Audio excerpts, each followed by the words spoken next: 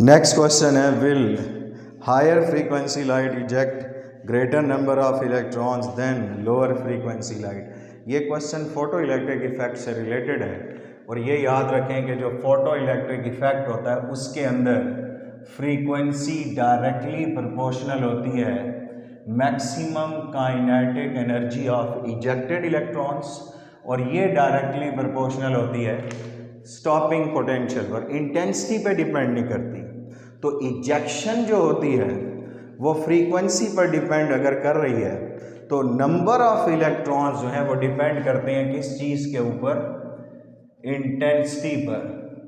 क्योंकि जितनी लाइट की इंटेंसिटी ज़्यादा होगी उतने नंबर ऑफ फोटॉन्स ज़्यादा होंगे और जितने नंबर ऑफ फोटॉन्स ज़्यादा होंगे उतने नंबर ऑफ इलेक्ट्रॉन ज़्यादा होंगे और जितने नंबर ऑफ इलेक्ट्रॉन ज़्यादा होंगे उतना फोटो इलेक्ट्रिक करंट भी ज़्यादा होगा। तो यहाँ क्या होगा कि higher and lower frequency light will eject same number of electrons, सिर्फ उससे उनकी इलेक्ट्रॉन्स की एनर्जी बढ़ेगी काइनेटिक। उसके बाद है why do not we notice de Broglie wavelength for pitched cricket ball.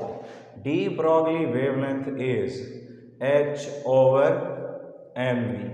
अब आप जानते हैं cricket ball is a heavy as compare to electron and proton जो कि वेव नेचर शो करते हैं। तो mass of cricket ball is greater, speed is also greater and wavelength associated with pitched cricket ball is very very small which is out और not detectable in electromagnetic spectrum, के इस spectrum के किसी भी range में वो fall नहीं करता, इसलिए क्रिकेट बॉल वेव जैसी नेचर शो नहीं करती। नेक्स्ट है can pair production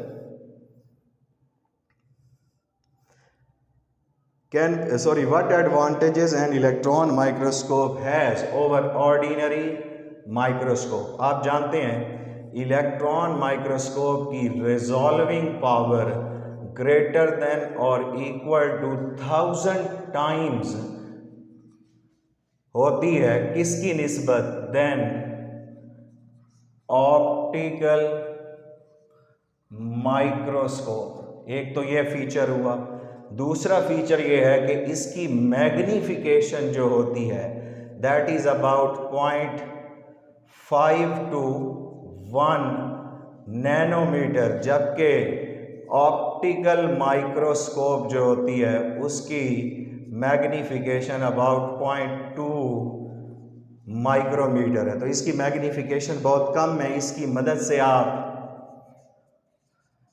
internal structure of material जो है वो भी स्टडी कर सकते हैं, जो कि ऑप्टिकल माइक्रोस्कोप सिर्फ हमें एक्सटर्नल स्ट्रक्चर दिखाती है और उसे मैग्नीफाई करती है। नेक्स्ट है can pair production takes place in vacuum, कि क्या पेयर प्रोडक्शन जो है वो वैक्यूम में किया जा सकता है।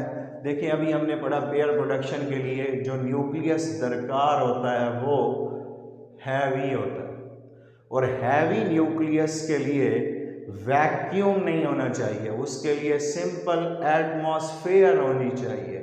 और जो वैक्यूम होता है, vacuum is heavy nucleus less, कि उसमें हैवी न्यूक्लियस एग्जिस्ट नहीं करता और जब हैवी न्यूक्लियस ही नहीं होगा तो ये प्रोसेस भी नहीं होगा। उसके बाद है what is the converse process of pair production. Pair production is a materialisation of energy और उसका रिवर्स कर दें तो डिस्ट्रक्शन ऑफ मैटर और मैस, और वो जो प्रोसेस होता है वो क्या है, पेयर एनहीलेशन। और पेयर एनहीलेशन के अंदर मैटर डिस्ट्रॉय हो जाता है और वापस एनर्जी में कन्वर्ट हो जाता है when electron and positron come close to each other, then they annihilate, destroy each other, and their mass is converted into energy. This is enough for today's discussion.